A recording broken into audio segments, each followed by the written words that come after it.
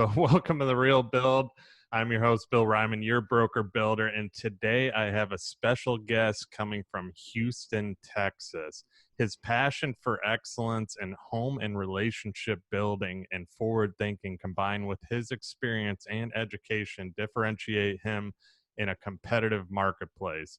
He has an engineering business degree from Texas A&M University. He is very involved with the Greater Houston Builders Association and is the president of the Montgomery County Builders Division. He has received numerous nominations and awards for residential construction projects completed over the years. Brandon Lynch, welcome to The Real Build. Happy to have you on today. How you doing? Man, Bill, thanks so much. I've never actually heard somebody say all that before. It was pretty cool. So, man, I'm glad to be here. Thank you so much for having me. I'm flattered. I don't know what to say. Yeah, I'm glad to have you on. Obviously, I was featured on your podcast, so I'm glad to return the favor too and talk some building with you. And I'm getting used to these intros, so I can roll through them pretty good. So yeah, pretty cool. Very, very cool. But the way I always like to start too is just kind of having a little discussion about your background. So, who is Brandon Lynch? Oh my gosh, where to start? It's like a bad book or something. I'm from a real small town in central Texas. For example, I had 90 people in my graduating high school class. I grew up a mechanic's son. By 12 years old, I was helping pull transmissions, change brakes, work on these, cars that were from the 80s and early 90s. 70s, all these different cars, learning how to work on them, doing what he wanted me to do, kind of being the apprentice son that walks around, follows him, having a job all the way through high school doing that. So that was pretty good. Kind of went to Texas A&M University to get out of that. I didn't really want to grow up in that. I didn't want to be a mechanic for a living. I didn't want to stay in a small town like that. I wanted to get out and I wanted to do something different. I just knew it wasn't for me. I knew that I had bigger and better things going on or going to happen in my life. So I left when I was 18 and never went back. Yeah. So I spent, I guess I spent 5 years at Texas A&M. I had a victory lap, as you call it. Took a lot of different things out of that place. We started organizations on campuses about leadership and development. We had a core group of guys that just really cared about each other, participated in other various activities, found my degree my sophomore year. Didn't really know what I wanted to do when I left. I just knew I wanted to leave. And they said, hey, there's this management degree, this engineering management degree that focus on business in this college over here. You need to go check it out. And I went and talked to the dean of the college, and he just goes, man, you're perfect. You're perfect. Come on over. We're going to start you in classes next semester. Since then, it was a great opportunity. It's one of those niche degrees. There's only 90 people that graduated with it a year. So it's not one of those big, gigantic finance degrees or marketing degrees where they're putting out 4,000 people a year doing it. There's 90 people. And we're pretty sought after in the niche business world. So I think it's pretty cool. I think I got lucky. Awesome. Yeah. I mean, I came from a similar kind of background too. I mean, me going away to college because I wanted to get out of here. I wanted to find something different and so on. That's why I went to University of South Florida. Obviously, I went to a couple different colleges too, one out of state for football and everything. But I wanted to find that path and do something different like yourself. And then it kind of led me to where I was, long story short. And I've talked about this, to get experience and life experience and so on like yourself. And it helped me, I mean, to get where I am now. And I'm very grateful for that and so on. And have those experiences and be a car salesman at one point. And then that helped me with my sales end of things, and then also get out of this town and go experience new different things in bigger cities and so on. It was something that I needed to do. So it's similar to you, and I'm sure what you just said has helped you get to where you are as well. Absolutely. Too. Absolutely. let's discuss your life a little bit more. Like, how did you get started in the construction industry? What was your reason you chose construction over other industries? I'm the kind of guy that thinks everything happens for a reason. And I remember going to this career fair, and they had these career fairs, kind of like what you've seen in these various companies, where they all come to the school. And they had it in the business school, and I'm actually in the agricultural or engineering school. So I went to the business school career fair anyway.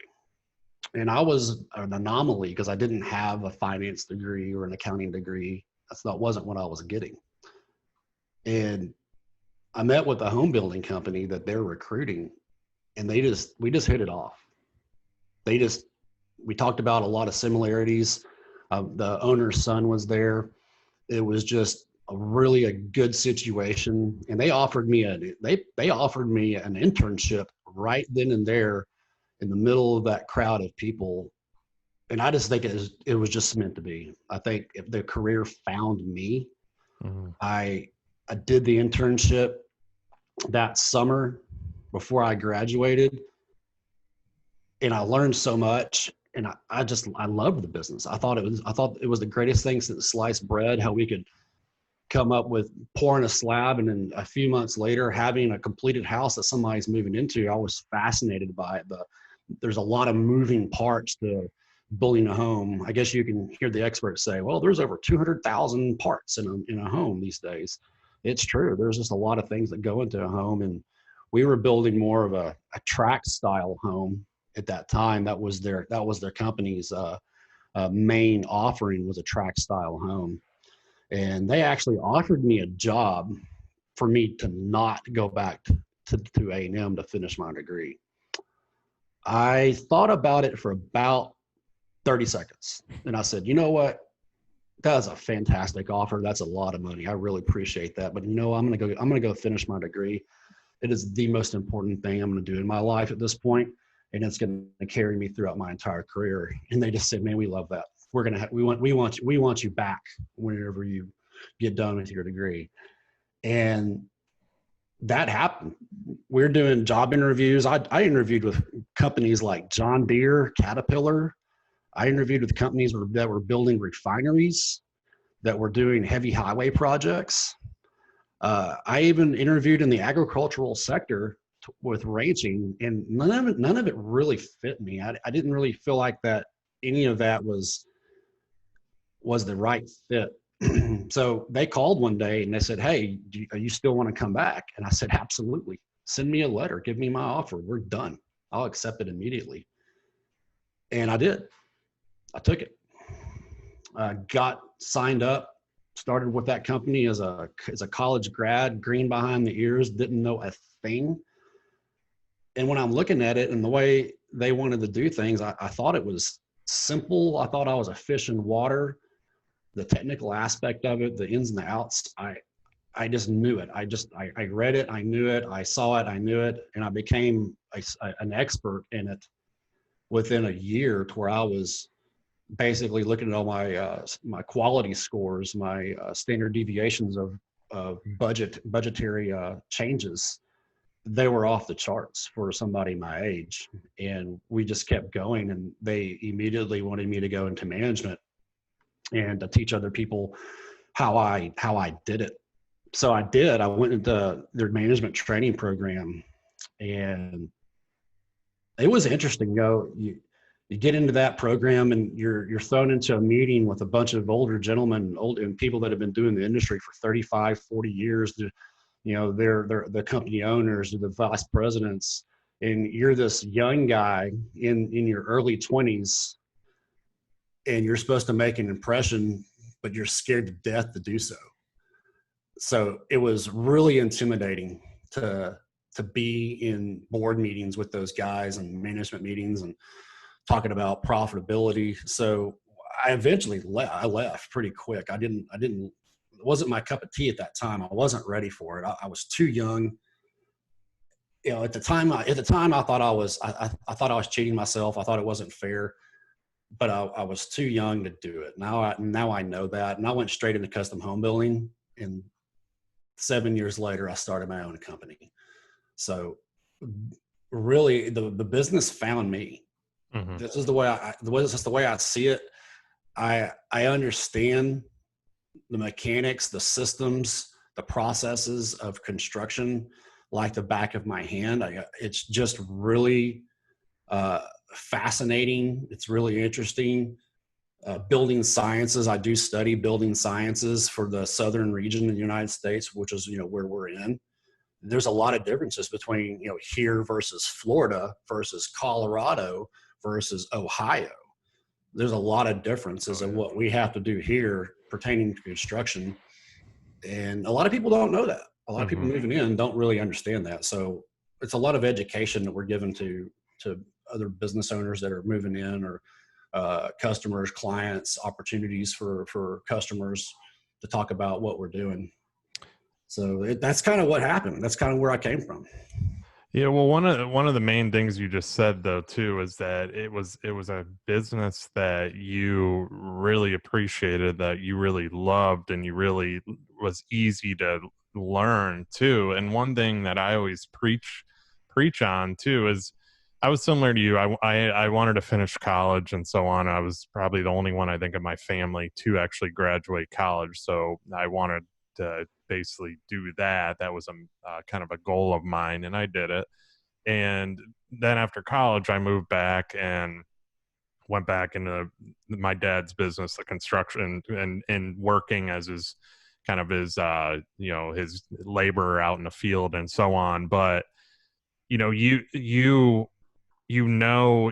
when you really know, because the moment I knew that I was going to be in this business is when I realized, I'm like, what am I doing? Because I was looking for other careers, I was looking at other different avenues to get out of it from being his labor and getting paid chump change at the time, and trying to, because I'm like, I got degrees, what am I doing, why am I doing this? But that gave me even more of appreciation towards the business and a love for it too, because when you see a house built from the ground up and it's something that you were involved in the process of creating, and then seeing the final product, whether it's 6 months or a year, or here it could be up to 2 years on a big home, just depends, like you said, in different areas. It's such a great feeling, and it's a feeling that a lot of people don't understand, because when you are passionate about the business, it's a huge difference. And Yeah. also having experience in it too, that's another thing. Field experience is so important, but what you said also too is that you learn about every little aspect of it. There's a lot of people that try and get into this business just to make the money, and they never last. They're gonna fail.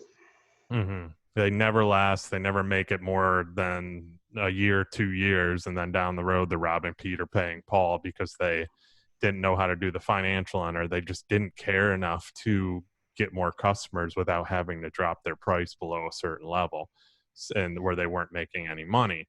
So that's the difference right there, from what I'm hearing with you too, is that you actually care and you have a passion behind it. Yeah, it's when I look at it with a customer and we talk about the nuts and the bolts of what they want to do and what they want to pay for, a lot of them don't have a clue with what it takes to get it there. Hmm. And I spend a lot of time with them to really explain what this is, what you're asking for. This is your wish list. Your wish list is not feasible with what you can do. So I spend a lot of time with people talking about that. I've spent a lot of time studying, fixing things that we've done, uh, sitting in seminars, sitting in classes, uh, taking extra education through the National Association of Home Building to basically, I guess you want to say, build myself up from an education standpoint after you graduate and you're in the working world, to where you better yourself. And the way I see that is, if you're not constantly learning and growing, Hmm. you're not going to be a better builder for somebody that comes along that's looking for somebody that's a niche builder that can do specific things and cater to people's specific needs. Hmm. No, I highly agree. I mean, and that's with every business too. If you're not constantly trying to learn and get ahead and get better too. And I mean, that's one of the reasons I do this podcast, to be honest. Like I've learned from so many different people, whether they're insurance agents, builders, decorator. I just had an interior designer on and I learned a ton more from her too. And I've had two other designers on too that I learned from different design styles and what's coming up and what the trends are. And so, I mean, there's so much you can learn every single day, especially with this business, because like you said, there's 300 and something pieces to the puzzle of this of a house. And there's so many things that you have to keep your eye on. Okay, what's going on with this? What are we going to do here? How are we going to maneuver this? What if this goes wrong? Oh, the customer doesn't like this. Let's make this change. It's a constantly moving business. And if you're not ready for it, if you're just in it for a paycheck, there's no way you're going to have any kind of success in it too at all. No, no way. I've seen people come in downturns, and oil and gas is huge in Houston, Texas. Mm-hmm.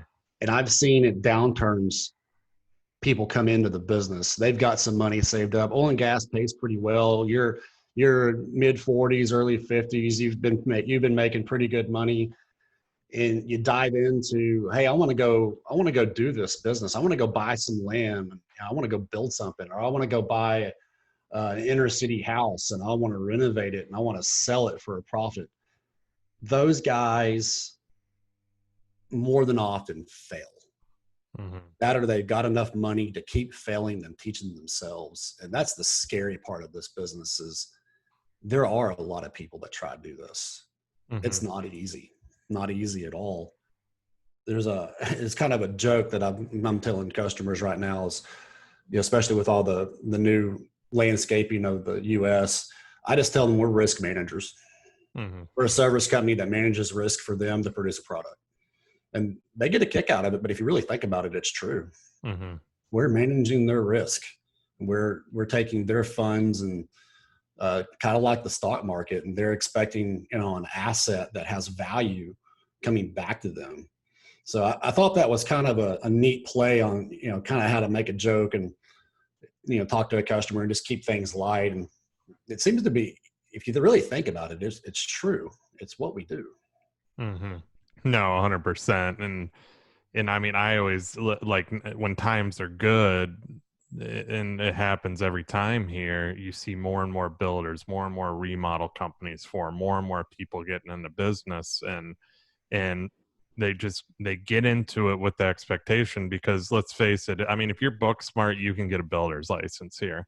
I always said that you should have some kind of experience working within it, because I've had people ask me, I grew up in it, so I've obviously learned it through firsthand experience, not through a book, or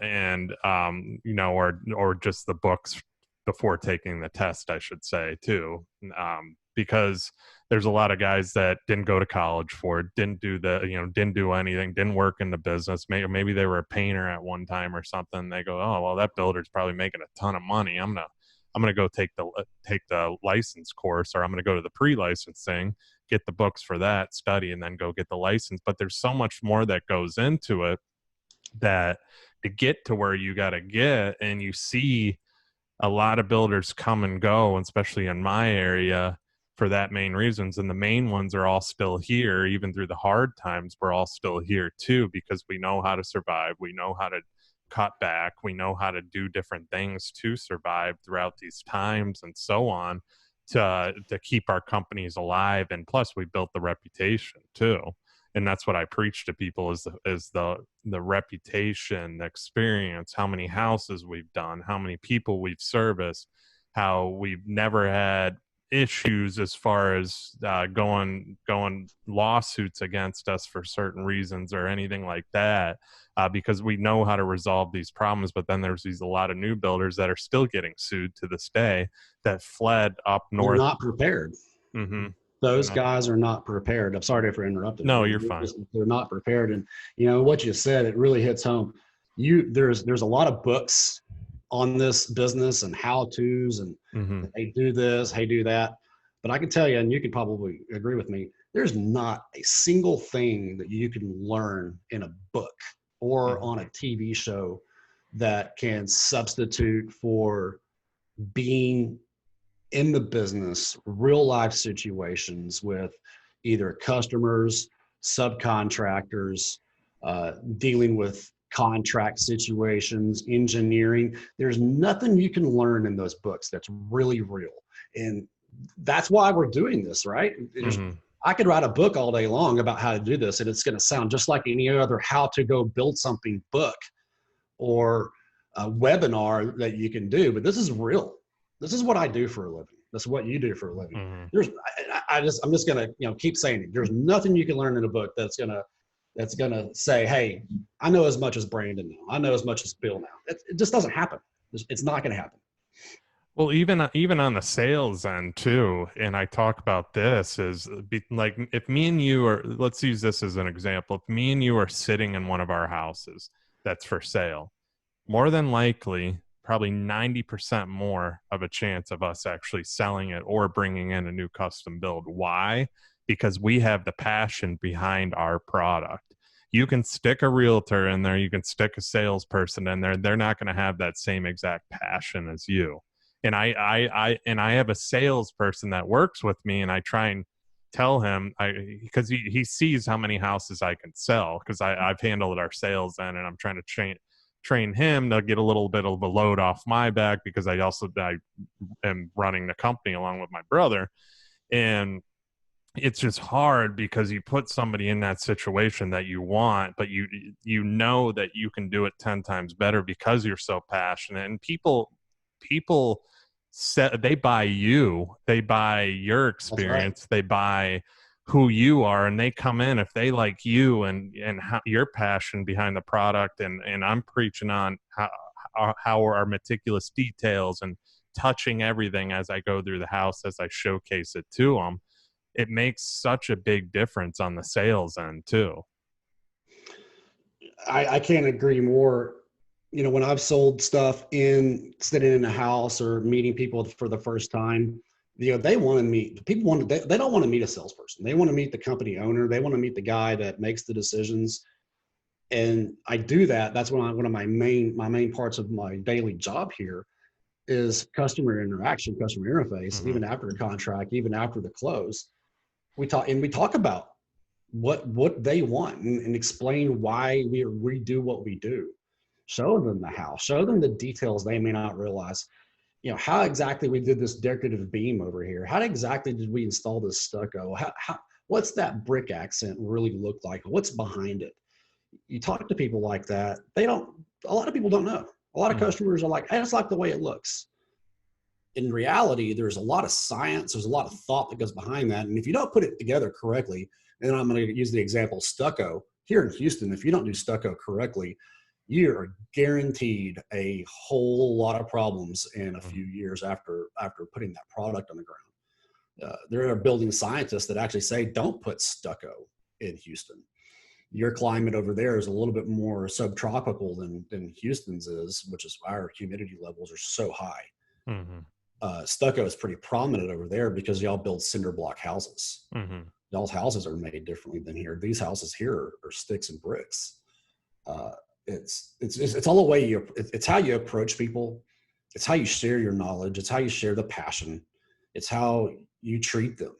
They're gonna once you have builds and buildings and things that you've shown that you can show them that you've built that meet what they're looking for, then people are going to buy who they like. They're going to Mm-hmm. go with the people that they feel comfortable with. And I'm going to do the same thing. If I don't feel comfortable with somebody, it's not going to be a good situation. Mm-hmm. So that I kind of look at it that way with sales.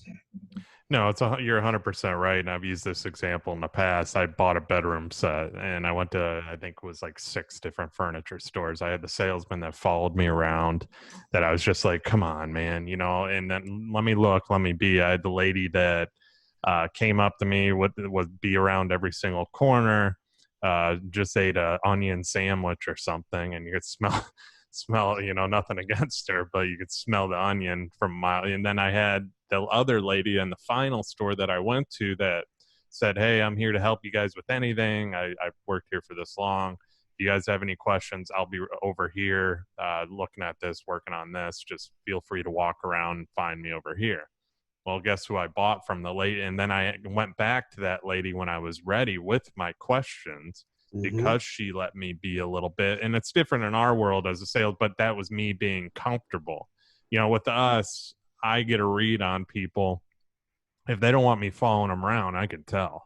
As a Oh, yeah. good as a good salesperson, you can tell when somebody's uncomfortable with you trailing them. But then you have the people that want to talk to you, that want you there to ask the questions as you're kind of going through the house and so on. So there's different types of people to work with, but you as a salesperson have to realize that as well too. So Yeah, I absolutely. You have to be able to read what the customer is wanting when they walk in the door or when they pick up the phone or when you meet them the first time. You have to be able to tell what they're saying by what they're saying or what they're not saying. And I have a philosophy to where, I don't want to be the vacuum cleaner guy. mhm. I don't want to sell you a vacuum cleaner. I, I'm not going to sell it, and I'm not going to leave, and I'm not going to sell you a maintenance package on it and never see you again. We're going to talk about the relationship between a builder and a client that's building something, or we're renovating a home. We're going to really focus on why that relationship is important. And just Mhm. like you said, furniture store, I've had the same situation. We walk into a furniture store here. They obviously they're taking turns of who walks in the door, and the most experienced people that are most successful, they're like, hey, here's my card, we're glad you're here. Do you have any questions? Let me know. I'm right over here. I may check in on you if that's okay. If not, you just ask me anytime. They let my wife and I go. We walk through, and we're we figure our questions out. We go find the guy, and we're like, hey, we got some questions. Can you answer these questions for us? And he'll take us over to a computer and answer them real time. Yeah, we have stock. No, this is where it's at. No, I don't know. I can't get another piece from the manufacturer. Oh, yes, I can. It's in Phoenix. I can have it over here in 2 weeks. Those kind of things, instantly helping somebody. That is answering the questions and being a service, and not following somebody around, drooling and waiting for them to go, hey, okay, I'll buy it. That's not how it works. That's not how this business works, especially in renovating. Renovating is a little bit different of a taco, I guess you could say, a little bit of a different thing. Yeah, no, I highly agree with everything you said. And I mean, that's kind of what I wanted to do with this show too, is I wanted to have more of a free flow conversation with you about how we can do better as builders for our customers. So, I kind of want to go into some topics with you and have it a little bit more like we just have been too. This has been great so Yeah. far, obviously. And because all my past shows that like me and you talked about have been more questions to the builder and so on. So I want to talk about with you too, going off the topic, what you just said, how can we help our customers better, and what can we change as far as, the customer experience? Let's start there. What can we do customer experience wise to throughout there's the process, there's all these different factors in building, like we said, and all these different pieces. So how can we make that better? Training, Mm-hmm. constantly growing, knowing who you're talking to. I mean, we can elaborate on all these. Let me give you an example. If you're not learning about new product, Mm-hmm. things that they're going to ask about, you're not going to be able to answer their questions. They're not going to want you. If you're not up to date on current events of, let's just say, a TV show, there are people's favorite TV shows out there that deal with that building or renovating. But sometimes I watch them just to get the ideas or understand the ideas they're talking about, because I've had customers go, well, this is what I've seen. This is what I want. Not a problem. I've seen that too. This is how you put it together. From a customer standpoint, we have to take time. We have to spend, we have to invest time into a customer, into a potential client, to really understand what kind of client they are. Are they are they the right client? Are they the client that fits the mold of the company that you're working for? Or such as my company, are they right for us? And a lot of that comes into the first 10, 15, 30 minutes of Mm-hmm. conversation of meeting somebody, to where if you're not skilled in sales, and you don't know how to look for certain things. You don't know how to look at body language. You don't know how to ask specific questions to get information out of them that they may not want to share, or they're not sure about sharing because they don't know about contractors. They've read the internet to where they're apprehensive. A lot of that happens, and I firmly believe that every single person that we're going to talk to, we're going to want to invest some time into them to see if they're going to be the right client. And that doesn't mean, you're going to spend hours and 40 hours doing that. It's not going to be a 10-minute phone call. Mm-hmm. You can't figure out if a 10-minute phone call is going to be the right client. Even if we have processes, you have processes, and as you're getting to know a customer, one of the main processes in those questions and getting to know each other, you talk about budget. Mm-hmm. You talk about, what do you want? We call it I call it a feasibility chat. We're going to have a talk about the feasibility of your project. I'll spend 2 hours doing that of my time. There's no problem doing that. We'll go to that person's house. We'll have them come here. We'll meet at a model. And we'll talk about the feasibility of what they want, because we're a boutique builder. We're niche. We're going to build something different than what you're going to see down the road with the mass builder, the production builder. We have a unique set of skills. We have a unique set of product offerings that they're not going to offer. And you have to find that stuff out. What do they want? What are they looking for? How do you know you want that? And today, with the internet, with Pinterest is a good example, or Houzz, which is HOUZZ.com. You can post pictures to your board, to your vision board of, hey, this is what I want my stuff to look like. You share that information and you talk about it, and you understand what that person's drives are, what their passions about what they want are. They're coming to us because they want to change something about their lives. They want to change themselves. They want to move into a new situation. They want to move into a new home. They want us to take their older home that's 30 years old, and they want it to look brand new on the inside, because the land is worth so much money. Depending on what part of town it is, it's worth more to stay there and renovate it than it would be to go 20 miles out and build new. Mm-hmm. You have to figure that stuff out. You can't do it in a 10-minute phone call or a 15-minute phone call. I remember a specific client that's down in inner city Houston. It was a referral. Another builder sent it to me. A good builder, a friend of mine, sent it to me because he couldn't handle the work, and I'm always a little apprehensive about those. So we go out there and we meet them, and they're a couple that they're in their mid-late 50s. They're both professionals. They both have professional jobs. They don't have any children at home. They're all grown. Everybody's married off. And you look at this house that's never been maintained, and you're like, holy cow, what do you want? And we want it to look brand new. We want it to look this. We want these walls to disappear. I was told they can't disappear. Why can't they disappear? What has to be done to do that?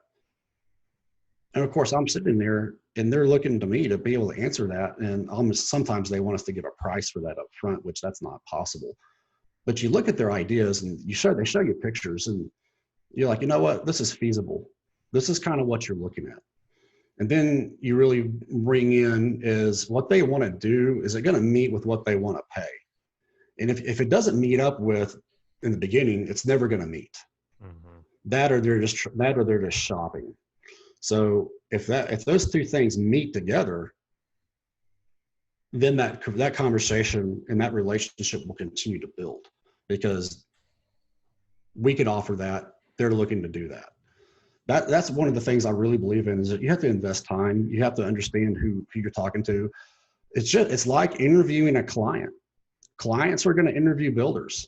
I've had situations to where I've had a potential customer call me, and I'll ask them, how many people are you talking to? Are you talking to more than one of us? Well, yeah, we're talking to 7 of you guys. 7. You're talking to 7 different builders, okay, where you're going to get 7 different answers on what you're asking. I can't say that, of course, but I tell them up front, I said, let's have a conversation about this, but I can't sit there and tell you what I need to tell you and the amount of time that you're going to spend with me in order to talk to 7 different people when, you know, you're a professional, you're working. I said, do me a favor. Please allow me the last conversation you have. And they're like, what? This guy's saying he doesn't want to talk about my project. It's a risk. But what it does, it makes that customer think up front. Okay, let's talk to this guy last. He's asking me to last. He's got these qualifications. Let's talk to him last. 6 builders down, they call back and say, hey, can we set an appointment? Absolutely. Let's come to your place. Sit down. We immediately talk about their needs, about them. What do they do? Where do they come from? Investing time into them. Then you get to, well, hey, what do I want? What do you want? What can I offer you? And by that time, they've got a lot of information from different people. You're going to have people that walk in, they're going to write some silly document quote on a triplicate form, hand it to them, and walk out in 30 minutes. They're going to quote a price per square foot for a picture that they've seen on an internet. They're going to do something that's going to lead them down the wrong direction. And depending where that client's mindset is of how successful they want to be, that's where you're going to be able to get them answering questions and realize that your process, my process, is different. We want to have conversations about this and really understand before I can give you a number. I can come up with a number. Let's throw it on the wall like spaghetti and see which one sticks. Oh, that one stuck. Oh, that's the number. No, it's not. That's not how it works.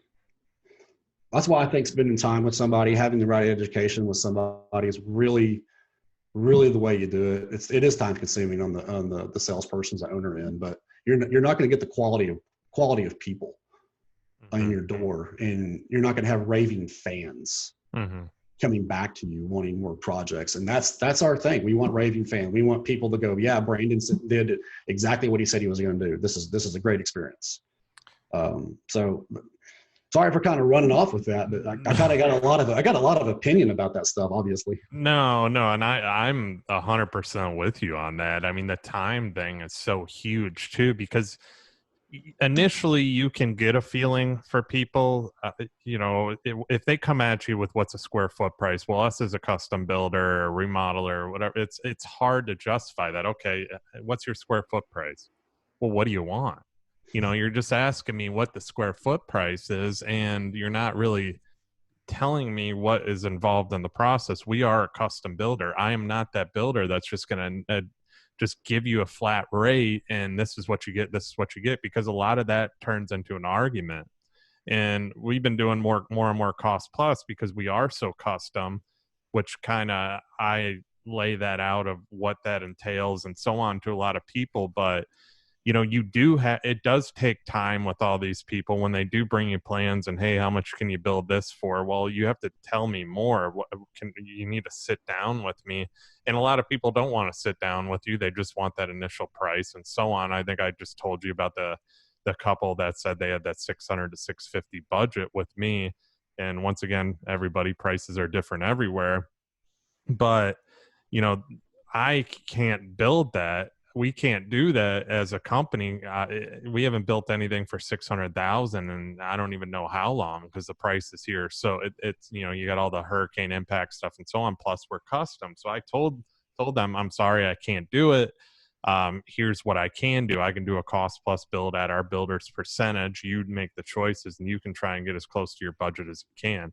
If any builder tells you they can build for 600 to 650 at that square footage that you're asking for, I would be very, very cautious and proceed with them with caution, because they will tell you that. They will tell you they can do it, but you're going to fight with them and you're going to get low grade stuff in the house, and the house it's going to not be worth the value. So that's the listening end, that's the telling these people end. If they're willing to come back and meet after that, okay, let's meet, let's hear them out in more detail.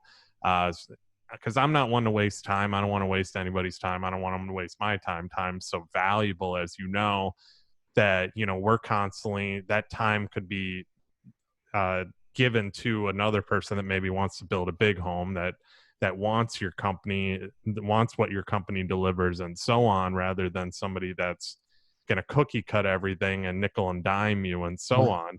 That's not the right customer for me personally, and I'd Right. rather have another builder deal with that headache. Or it might not be a headache to them, but to us it's just not who we mesh with, you know. You know, a And lot of times what we do is we get a client in the door and they've got their pictures, they've got their dreams, they've got their Pinterest boards, they've been thinking about this for a long time, and they're out of line a little bit. They're out of line a little bit. And we'll look at it to see if they can be brought back to the real world of what things are really going to be, or are they going to stay out of alignment and we're not going to be able to be a good deal. Let me give you an example. Our cost of build on a bill on your lot situation in Houston is so much lower than it is in Florida. It's just so much lower because the materials, the workers, the subcontractors, they're a lot less. mm-hmm. I've had a customer come to me and they're not being unreasonable as far as, hey, I want a small house. I want something around 3,000 square feet. That's not a huge house for people that are used to building 4,000, 5,000, 6,000 square foot homes, but it's a project to where if it's the right people and it's the right design, that could be a profitable project. That could be a project that we might want to hang our hat on, and I'll study that. Why do you want a 3,000 foot house? Let's talk about that. What do we want in it? Let's talk about your budget. Well, our budget's here. Well, that's not really going to work. Why do you think your budget should be there? Well, you know, I was talking to so-and-so builder down the road and they gave me their price sheet, and I try not to cut them off at that point, but I go, oh, okay, you got their price sheet. Cool. Let me ask you questions. What's included? What are they going to give you for that? Well, it says it on this paper. I get countertops, blah, blah, blah. I get this wood floor, blah, blah, blah. And I go, okay, which wood floor? Which countertop? See, I have to tell these people or any customer that that is a process that they're going to have to go through once they go with this other builder, that they're going to continue to constantly spend extra money, constantly. And you do that education, and you kind of have to let them go figure some of that out. And they come back to you. If you've done the right impression, they're going to come back to you and say, you know what, you're right. And I had this customer do that. He shopped two different builders, me and another a builder that builds a lot of homes in rural communities in Texas. And he didn't want a big house, but he wanted the house built really well. He's in oil and gas. His wife has got a small business for herself, and they wanted something special. They didn't want the framing techniques done like a track builder, which, if you know track building, it's done way different from the way we frame houses here on the custom side of it. They wanted nice cabinets. They wanted a better roof. And we're going to offer them that. We're going to show them what those things are going to cost. And we're going to give them a package that says, this is all in. You get to pick your stuff right here. Does this look good? Now I love that. So it's over their budget, what they originally had. But it's exactly what they wanted. And they could tell that these other people were pulling the wool over their eyes. And it took time. When we built that house, it didn't take very long to build. About 6 months is what it took to build the house. It was about 2,800 square feet, a smaller home for us, but it was really nice. It was a nice home. The bedrooms weren't huge. It wasn't a gigantic place, but it was on a piece of land, and it's exactly what they wanted. They were so happy. Mm-hmm. Now they're calling us back they want us to build a mother-in-law house on the back of their property so that their parents can come visit or move in or, whatever they want to do. But that is the, how to really talk through it with a customer what they want to do with, hey, why doesn't this fit? What are you really looking for? Can we realign? That's one of the things we've looked at here. Cost of construction is so much different. That's a whole different conversation about cost of construction here versus there. But there's another good example about how to really work with people and come through their objections and understand where they're at. Yeah, because you're 100% spot on. They'll get the list. It'll have the numbers on the side of it of you get this, this, and this. Well, they're at this amount per square foot. Well, why are you here? And I've said this before that some builders are great politicians. They're great at, lie to get that actual job. But when it comes down to it, they actually don't do it. So, and that's a good way of putting it. And they'll do whatever it takes to get the job. And then by the time they get the job, you go under contract with them, you're fighting with them because everything's extra, extra, extra, extra. So if I lay out what you're going to get out front and I preach on that, and you still have a problem with you still have, price in your mind and so on, I need to be at this number. I need to be at this number. But the problem with that too, and I'll shift here too, is a lot of people they have this number in their minds, okay, and they have to be at that number. And if you can't get them to that number, they're going to go somewhere else to that guy that says he can get them to that number. And I've had a guy that says, well, but then they want everything, champagne taste on a beer budget. And it's just, they want everything and they won't listen to you that you can't do it. You can do stuff that's similar and you tell them that and you preach it to them, but they still want what they want. And those are sometimes the people that you have to unfortunately walk away from. Yeah. And they're going to learn the hard way.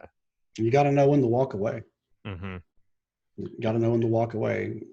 I let a customer walk away on me a couple of years ago.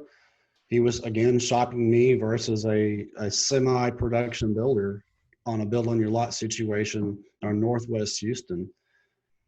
And finally, I just took a stand. I said, I go, they're going to build it cheaper. If you want the price, go over there.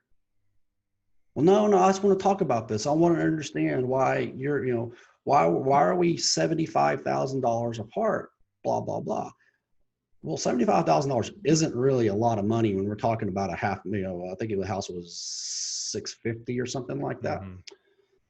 And he kept going on and on and on. And I finally was like, sir, this is our design. This is what you wanted. This is what this thing costs. If you don't want us to build your home, I'm very sorry that I wasted your time. You're absolutely able, and I can't compete with these people over here. I'm not going to. I'm not going to work for free. And he left. His wife left. His wife was kind of elbowing him. And they called me back later that day. They said, okay, we're going to build the house with you. Write the contract. I was ready for them to walk. I had put a lot of time into it. We actually designed their house. I was ready. I didn't know what to do. This is what the house costs with us. This is what's included with the house. This is where it's going to be. This is your property. You've got acres of land, and this is what I'm going to do to it. This is what I'm not going to do to it. And constantly it was back and forth, back and forth. Finally, I said, I can't. If you're solely basing your stuff on dollars, I can't help you anymore. Mm-hmm. And I don't know if it was a game or if it was he was wanting me to justify why he was going to spend extra money. I don't know what it was, but he called back about two hours later and said, write the contract. We'll buy the house from you. And I was kind of shocked. Why? You've been talking about money the whole time. I don't know why do we want to do this now? He just said he just goes, well, you're stubborn enough to stand up for what you believe in. So I think I want you to build my house for those reasons, because you're going to build a better house. I'm sure of it now. I was like, oh, wow. Mm. Okay. Cool, thank you. Let's go build your house. So that's how it worked. That's what we did. And that customer is a fan. I can call him anytime on his cell phone, and you want to go get a drink Mm-hmm. anytime. That's the way the relationships need to work. Yeah, and we've had that too, where we've had to finally step away and walk away because we just couldn't do it. I mean, we couldn't after the meetings and the planning, and then having a plan and having a price, and they needed to be at this budget and so on, and then them bringing us a plan that they had and us pricing that out, and then they're still outside of their budget. We just couldn't do it. And the thing is, we're in this business to make money, just like anybody else is in a business to make money. And some people don't get that concept too. They don't understand because, I mean, this is a lot of work. It's not an easy business to be in. And they don't understand because they're not in it. But we have so many parts and moving parts, like we talked about earlier, and people involved and overhead and so on that we have to do. And even on upcharges or extras and stuff like that, well, there's a process to that. Yeah. And I got to explain that to people too, that it's just okay, if there's a change order, it goes down a domino effect down a line of we have to pay people to take care of that change order. If there's Right. a change before, permitting and so on, we have to deal with the permitting end of it. It takes time. And going back to the thing on time is so valuable and so on. In the initial meeting, like you said, with that's so huge as far as initial meetings, is really feeling out what people want, setting the expectation up front of who you are as a builder. If they don't like you, they're going to go somewhere else. I mean, That's plain right. and simple. Yep. If they like you, they're going to be willing to pay the money. That's It's right. that easy. It's just it's time. It's so important too. But Yeah, absolutely. I agree totally. what about, let's talk about like during the process a little bit. I mean, we brushed on sales a little, but let's go like the general process. Everyone, a lot of people I've spoke with talks about communication, how important that is throughout the building process. But how can we as builders make the building process better during, they sign the contract and now we're breaking ground, from breaking ground to then, how do we make that better? It's constantly educating your customer. That's the most broad answer, and we can unpack that. Really, you've already you or we've already spent time with our customer. We've designed their project. They know who we are and what we're about, and you continue those conversations of, okay, this is the next process. This is what we're doing. We are now contracted. So what we're going to do is we're going to finish our engineering, because we engineer everything here. We have actual professional engineer sign off on our construction documents, differing from an architect. We can do that. Architects can do it also, but we do have an engineer sign off on the structure and on the slab. That takes a little bit of time. We go through that process. We go, this is your pre-start process. This is how the paperwork flows. If it's a bill on your lot situation, obviously there's a lot of work that has to be done to a piece of land. I don't know about how it is over in Marco Island, but here I can have somebody ask me to go build a house on 20 acres of land all the time. If they get to the point of we're contracted, they know we're going to have to develop that home site. So we're going to talk about, hey, this is our pre-start process. This is where we are. We're going to close on the loan, and then we can go through and start putting a bulldozer or an excavator on your lot in order to pull all the trees out of it. We'll have to have a soils engineer look at the ground, just like you guys have. Y'all have pilings. Depending on what we have here, we may excavate 3 feet of the organic dirt out and bring in fill just to have a stable foundation. Houston dirt is terrible, by the way. Depends on where you're at. If you're down closer to the coast, it's all sand, but center Houston's it's a really heavy clay with a lot of water content. North Houston's a real sandy loam with a lot of water flows through it, but it's got a clay base to it. So you explain this You meet them out there, give them a shovel and a hard hat, take a picture. By the time they've done that, they've picked out everything that's going to go in the house. And they're working with the designer on cabinetry. The cabinetry special. This is just not something we're going to order from a factory. We're having this built here. Mm-hmm. We're going to go through that process. That's a process. We're going to have phases of deadlines we're going to need to have. We may not have every single thing picked out, but we're going to have the first set of phases picked out. We're going to have the shingles picked out. You're going to know exactly what you're going to have there. You're going to know exactly how high your lot's going to be developed. You're going to know about the road. You're going to know about the culvert. You're going to know about all this stuff. We're going to educate you on every step. If they don't want to hear it, they're going to tell us. You're the builder. You go build a house. Check in with us each week. Or you have a meeting once a week and you talk about what you're going to do. It's a time-consuming educating process, but it's really for their benefit in order to realize the differences in what they're getting through. So the house starts. They've done initial selections, and then they're with the interior designer. And they're going through and they're working on interiors, exterior cut, stucco, stone. We'll send them to a specialist to, let's just say it's going to be a stucco and stone product. We're going to have to pick that stone out. I've had a customer pick stone out that has to be brought in from a quarry in Arkansas. They don't sell it. You can sell it in Houston, but you can't pull it out of the ground anywhere around here. So it has to get trucked in. And it's a very, very, very hard stone to work with. How do a customer want it? They have to know what that cost. Well, this is over your budget. Mm-hmm. Let's talk about it. This stone is in your budget. This is not in your budget because you went outside the box of what we talked about. And you wanted something different. At that point in time, because you've done all this education about, hey, this is you put a stone in front of them. This is what we're going to do. You put color samples in front of them. This is what we're going to do. Yeah, it's great. But then they're passionate about, hey, we're past this stage. We're contracted. We're rolling. The loan's closed. The clock's ticking. Let's go. They're going to pick out what they want every single time. And there may be incremental increases, but nothing major. So, yeah, okay, you give them the price for this stone straight out of Arkansas.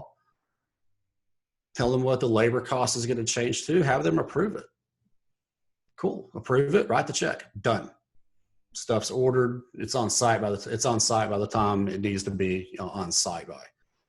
Same thing goes with every single part of the home. It's got a specific process.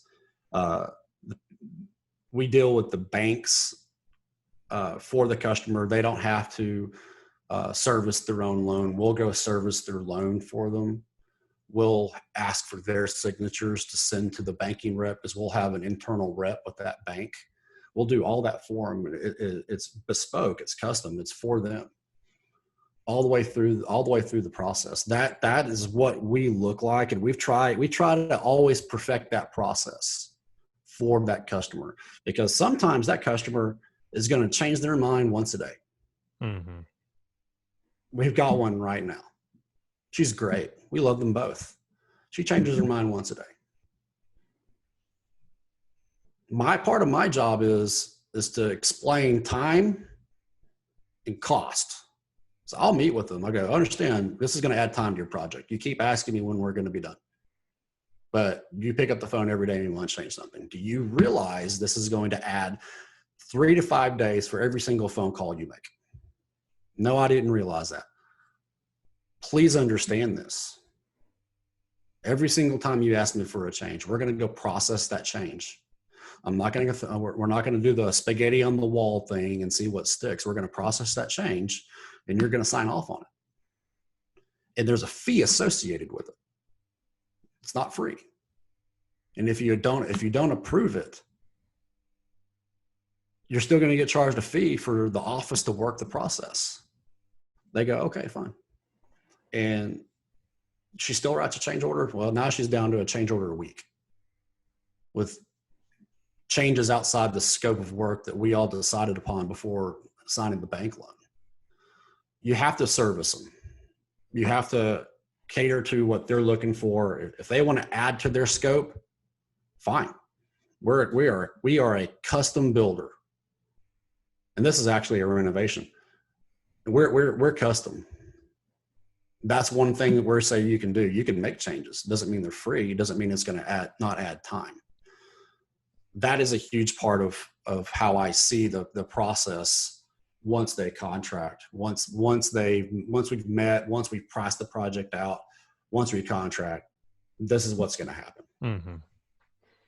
No, it's like you just said too. I mean, we are a custom builder, so we have to customize the experience all throughout the whole entire process too.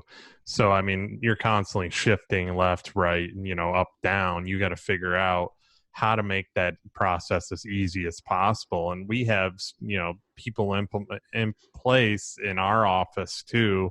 I have a girl that goes for all the selections. Even if there's an interior designer involved, she still goes for all the selections, writes down everything, takes pictures, and gets the pricing and the numbers, because these people do have budgets.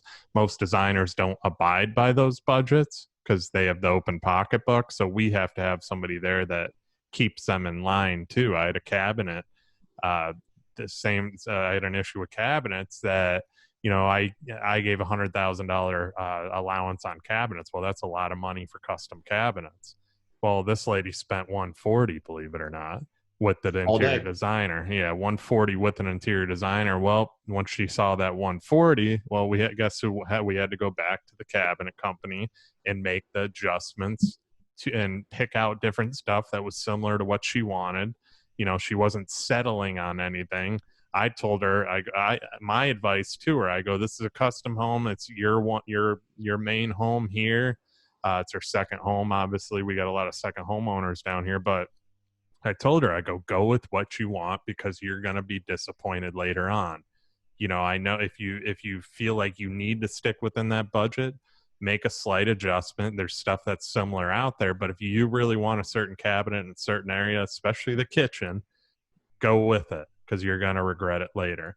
And she listened to me, and that's where we come in as builders too, to give it our advice, because we can talk to people and talk them through these processes and pass a number and make them understand, okay, yeah, you know what, maybe if I spent another 10,000 in the kitchen, because it's the heart of the home and where everybody's going to congregate to, and maybe if I pulled back a little bit in the master bedroom and did something similar, that would be okay. And then I saved that 30,000 here. I end up spending 110 of my $100,000, or 10,000 over my $100,000 budget.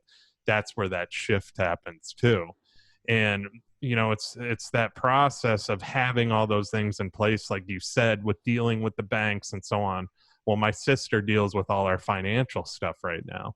So she's dealing with the banks, trying to streamline that process too, because a lot of people are getting loans right now. It's cheap money. The interest is so cheap, they're getting loans. Some of them don't need it, but they're still doing it.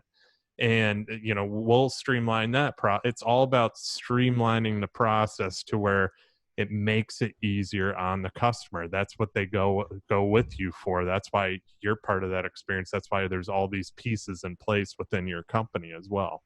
And setting expectations. Yeah. If the cabinets are a great example, we're having a situation like that right now on a project where the cabinet budget is, let's just say it's $20,000 for a little bitty bathroom or whatever it is. Let's just use that. And they're wanting to spend 80. If you're not setting that customer up when you're designing that stuff, you're going to fail. When your designer is sitting down with the cabinet company and the customer, you're going to talk about what we're doing and, get some really interesting stuff. I know you've seen some of my stuff on my website that we build some really interesting things when it comes to, I guess, boutique areas in projects. And we'll make a bathroom a destination place, or a kitchen. It's going to be so unique. And we'll talk to these customers about, hey, this is what we're contracted with. And especially right after that conversation with that designer, the designer is going to call us and say, hey, they're really wanting something outside the scope. Are you aware of that? No, I'm not aware of that. Does the customer understand that? I don't know. I told him, and this is, hey, this is really not painted cabinetry. This is, laminated mahogany with this, and we really should talk about it. Absolutely, we're going to talk about it. Let's talk about it with this guy. We're going to have a conference call set up. Hey, you know what, sir? How's the design process going? What does it look like to you? Oh, I love it. You should see this stuff we're picking out. It's so cool. Man, that's awesome. I'm glad to hear it. I just want to make sure you understand the things that you're picking out right now are outside of your scope. Yeah, I know. Yeah, I kind of got that hint by, the designer talking to me. The sales rep was telling me that's not really what was contracted originally. I'm good with that. I'm good with that. Just let me know where we're going to be. I don't want to spend a fortune on these changes, but I'm good with that. That's this customer that I've got right now. And he's going to sign well into the six figures, a change order coming up next week or later this week on his project. It's well into the six figures. And I kind of told him 2 days ago, hey, you knew this, right? Yeah, I knew. Okay, this is what you're looking at. Do you wear that? Well, I didn't really think about it, but that doesn't sound too bad. I kind of knew that there was going to be some extras. Okay, so there's that scenario. Well, then you've got the scenario, the customer that's all about money. May not be the right customer in the first place, but you contracted them anyway. So they're looking at cabinets. You've got a specific set of cabinets set up. This is what we're going to build. You drew them out. This is the materials. This is what's included. Oh, scratch that. They want everything. They want a completely different cabinet manufacturer. What are we going to do now? Okay. Are you aware that this is not within your scope? Well, why isn't it? Because this is not what we originally talked about. This is not what you signed on, because we have your signatures on what we're providing. Well, let's just see what it costs, because this is what I want now. My wife decided and I decided we want this. Okay, great. I want that for you too. I want you to have what you want. Okay, let's go through this process. And just like you, they were $40,000 over, and you come to them, and you realize you're $40,000 over on this one item, and they act like they've never had the conversation before. Mm-hmm. Why is it so much more expensive? Because it is. This is the product. This is the manufacturer. This is where it's coming from. It's constantly educating these people. And depending on the client, they're going to get it, or they're not going to get it, or they're just going to play games the whole time to keep extra cost from rolling down a snowball hill and just gaining speed and size. So there are those things that I have to definitely look at as far as clients, and I'm sure you do too. When we're going through that process. Oh, yeah. I mean, and even other things like I had with paint selection, stuff like that. I mean, us as custom builders were there as that guide. Once again, I had a guy that picked completely wrong paint selections, and we had to pull them in and guide them to, maybe you should go with this color because it blends with this, this, and this. And it's going to make your house appear better. And you have to know there's a way of saying it, because some people will say, no, that's what I want. I like it like that. If I want polka dots on the side of my house, I'll do it. Other people will listen to you because that's what you're there for. They want the guidance. They want the experience. And that's why they hired you as a builder. And that's why I preach that experience is so important. I've done personally helped with a lot of the design in a lot of our houses. I like designing houses. I like seeing things come together, from the exterior to the interior to everything. And people ask my opinion on a lot of it too. And, they'll either take it or they'll go with it, or they won't. Because I do real estate too. I'm a broker, so I know what's going to sell. I know the resale end of things. If you're thinking of, a lot of people are like, this is going to be my last home, that's it. My kids can deal with it. If I die here, that's it. Well, you never know what's going to happen. And I tell people that all the time. You don't know if something's going to happen. You got to sell the home.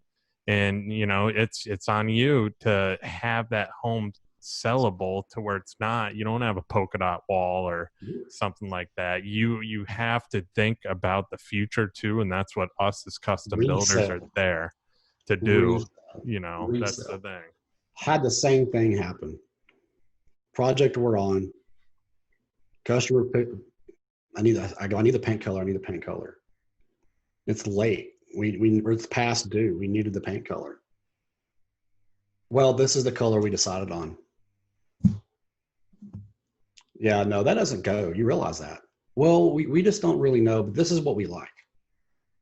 And because we've had a relationship and I've known these people, I actually told them no, I'm not painting your house that color.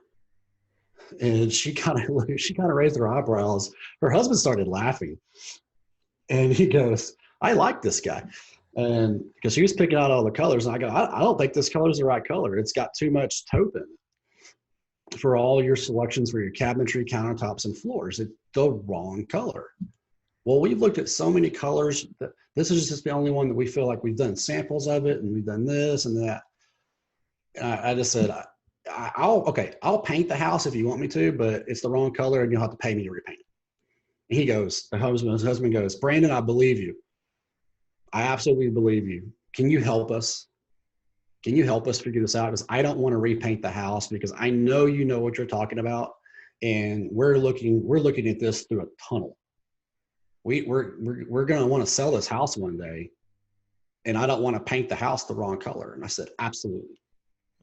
And I guess, of course, that took time. I had to go get their selections and understand what they want, look, their overall theme of what they're doing on this project. And I had a Zoom call with them. We got them on the video. And we started talking about it. I pulled up paint colors off what I thought their tile, their colors. I said, "This is what I think the color is supposed to be. This is what you told me to pick. This is what you picked. This is what I want." She goes, "I don't know." He goes, "It's perfect. It's perfect." And I go, "Let me explain why this color is correct. It's got the same under hues and tones as this over here. And we need the contrast off of your trim." I explained the whole thing. It took about 30 minutes. It's a 30-minute call. At the end of the day, she was on board. He was elated that I basically stuck my foot in the door and wouldn't let it close. And he called me back and he thanked me. He goes, "I really appreciate you doing that." And I kind of laughed. I said, "Yeah, you remember our conversation we had when we first met a long time ago?" He goes, "Yeah." I said, "I don't want to build anything ugly." He laughed. We had a good joke. It was funny. Yeah, I was just making a joke, and I'm not saying anything that they were colorblind or that was bad, but it was not the right color. And we're painting the house the color that I chose, and it's right. It's the perfect color for them. I even checked with some people. It's the right color. So I've been there. I've done that. I actually have told the homeowner, "No, this is not right." I've inserted my opinion. And I tell people that up front, that I'm opinionated when we do meet, that I'm just not going to be a yes man. That's part of why we're custom. Mm-hmm. And it works. It works well. Well, that's why a lot of people probably hire you. I mean, that's why they hire a builder in general. They want the advice too. And we've had experiences too as a custom builder to where, you always have to pivot. Like I said, like we had a situation where it was a husband and wife.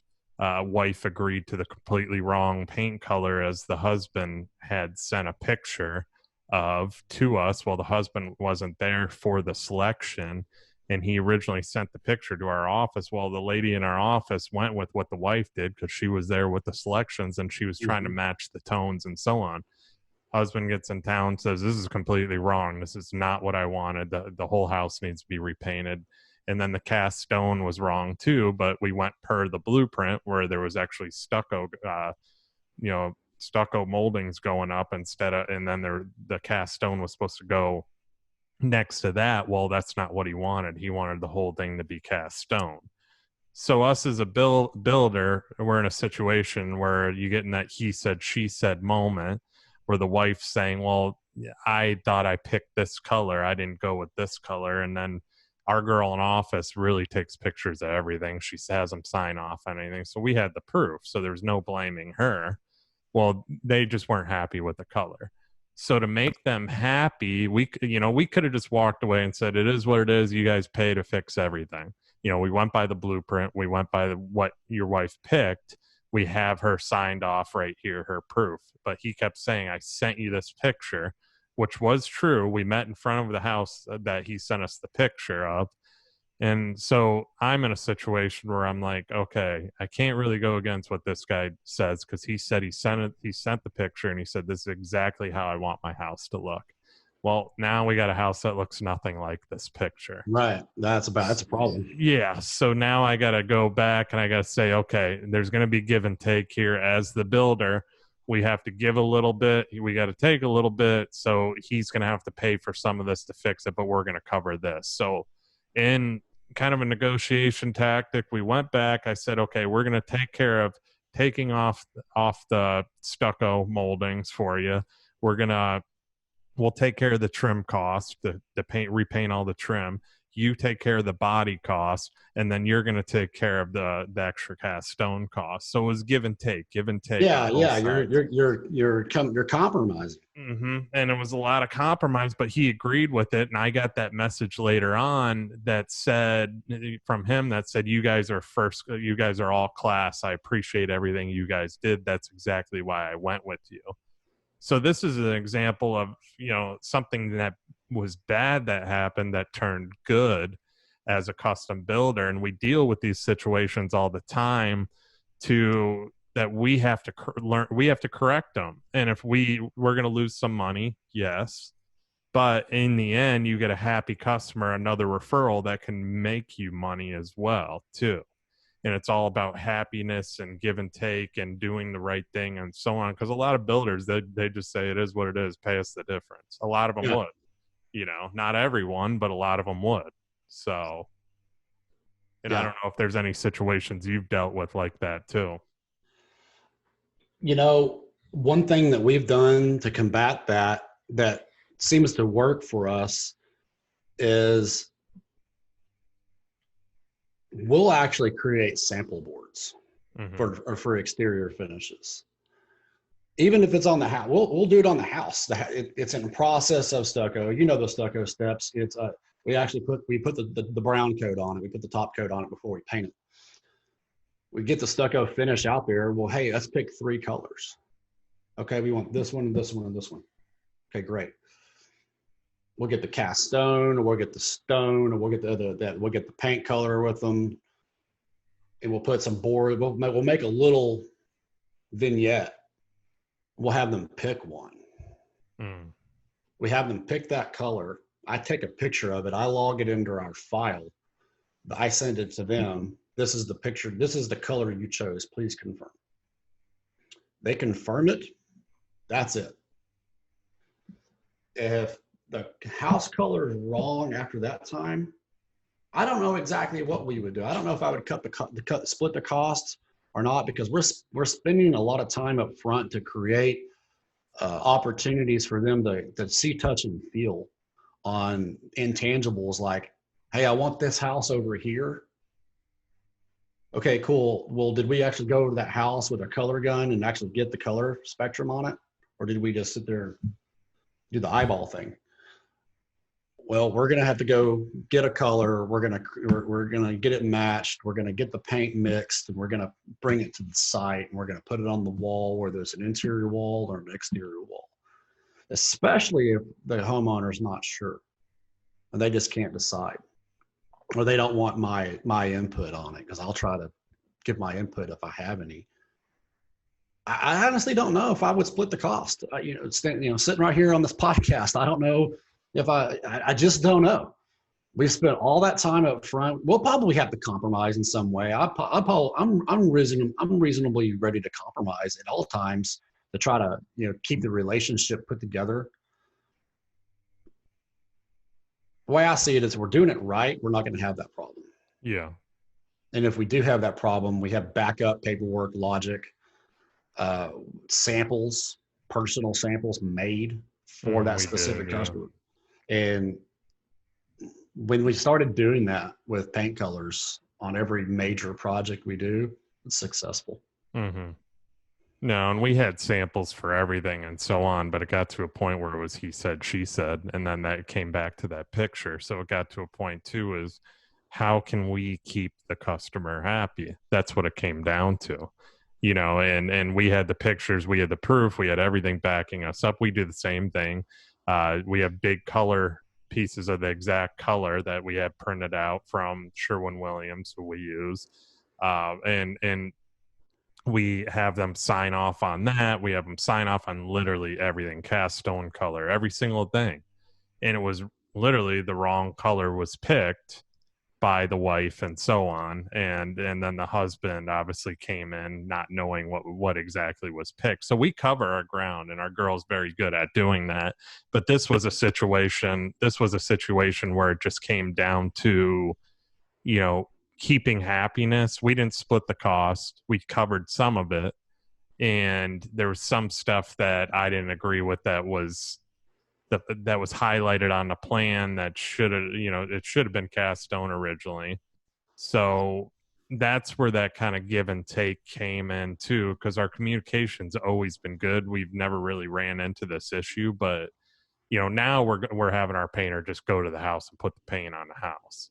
That's the new thing. They pick a color, they sign off on it. He's going to put that color example on there, and that's what their reality. Because when paint goes on a wall, as you know, it can look different than it does off of one of those little sample Schwab, the little things that they give you from Sherwin. So that's kind of how we had to tackle that. And there's been other situations I brought up too, but it's mainly maintaining. There's a lot of give and take in this business. There's a lot of times we said, no, we're not paying for it, you're paying for it. Right. And they've tried they've tried to get it for free and said, well, we shouldn't have to pay for that. And we've had to stand our ground, and then I've had to get on the phone with them, explain why they're going to pay for it. And that's that communication thing and expectation topic that we already just discussed. So, it's in that situation, it's been a really good customer. It wasn't splitting, it was just making things move, keep the process moving at a smooth rate without anybody being pissed off or anything like that. And sometimes you have to do that in this business. It was one of those situations that we had to I've been do. there. I've done that. It's conflict resolution, risk management. Like I said Yeah. earlier, we're managing risk. Mm-hmm. Exactly. I want to keep moving here because I know you got meetings and I got meetings too. So I'm gonna wrap this up. I like back to the questions because I've had a heck of a free flow conversation with you. It's This has been been great. I mean, Yeah, this I has been hope, I hope, awesome. I hope we're getting some good information out there for your Yeah. listeners. Yeah, definitely. I really think we are. This has been awesome. I like asking this question. I ask it to everybody. What about you personally? You have built an amazing company, and it continues to grow every single day. What lessons have you learned throughout your journey that we should all apply to our own business or lives that can help us grow? Deep question. Really got to think about it, probably. Man, I don't know. I almost don't know where to start. Starting a business when you're in your 20s was probably a very risky thing to do. We laid it all out and we said, this is what we're going to do. My wife and I, we had savings. We knew we could do this. It was a risk. I wanted to take the risk. I was gung ho about it. And I think, man, I'm ready to build anything. I can do all this stuff. We're gonna service. We're gonna do better than where I came from. And for the most part, we have. We strive for excellence, and that's one of my key takeaways: is always strive for excellence. But in order to really get there, after 13 years of having this company, you have to be humbled. You have to know that when you've made a mistake and how to learn from it. I heard heard somebody to say on the news not too long ago, or maybe I was reading something, that if you've been in business and you've never made a mistake, you're not doing something. Maybe you're not doing something right. If you're making mistakes or growing, you're becoming a better person, you're becoming a better builder. This is the most imperfect career I think professional, educated people can do. It's as hard. You're dealing with a lot of different things that they're not like you. This is a difficult. We're risk managers. If you're not making mistakes and you're not learning, and at the same time, if you don't have enough integrity to right your mistakes, right your wrongs, fix things, take care of people, bite the bullet, repaint the house for free just because the customer is a great customer. If you're not doing those things, if you're not sitting back and go, you know what, if it wasn't for them, I wouldn't be here. I think that's the most humbling thing that you got to sit there and think about. Growth comes through adversity. You're never going to be better without going through something or growing through something. Challenges, personally, professionally. Personally, we've got 3 kids. They're all challenging. My schedule is booked up in the afternoons all the time with these children. So I'm just constantly. My wife has got a really important job. We do this. I can't meet people at certain times. I have to schedule them later. I have to schedule them earlier. They get upset. I have to figure out ways to do it. I have to meet what they need. It's not about me. It's not about my schedule. When I've had a parent pass away not too long ago, several years ago, man, that threw me for a loop. I never obviously had a parent pass away, but when you get into the personal side of it, you're not prepared for it, personally or professionally. You're just not prepared. And when you're the guy writing the checks, writing the contracts, and you have that kind of deep personal thing happen, you've got to dig really deep. You've got to be humbled in yourself. You can't have all that pride and ego, and you have to step forward. You have to have mental capacity to step forward. And if you can't get past those blockages that you create for yourself with, I can't do this, or mourning, or you can't concentrate, you just can't you can't put your head on straight. If you can't get past those things, you got to keep trying at it. Every business owner, doesn't matter if you're doing home building, remodeling, if you're a painter, or if you're selling vacuum cleaners. If you can't get past your personal roadblocks, you're never going to become a better person. You're not going to become a better builder. You're not going to become a better interface for a client that cares about them. You're going to become a robot that's looking for a check. And those are the people that don't last in this industry. So that's a little bit of a mouthful. Yeah, no, that was a hell of an answer right there too. I love that. That was awesome, and especially off the top of your head, that was one of the best answers I've gotten right there too. So, I mean, that was great. Great answer right there too. And obviously, I want to keep moving here too for you. This is what this show's all about. So, what exactly do people need to look for when building a new home, and why should they choose Brandon Lynch as their builder of choice? I think people need to decide what they ultimately want, what kind of relationship they want with the builder, what kind of service they want, how trust. We live in a litigious society these days where trust is a really interesting word, and trust within one another, respect one another. That is paramount. You gotta be able to exude those confidences of, I'm going to trust you. Are you going to trust me? Are we like-minded? Are we aligned with what we want to do? That's going to make the endeavor successful. I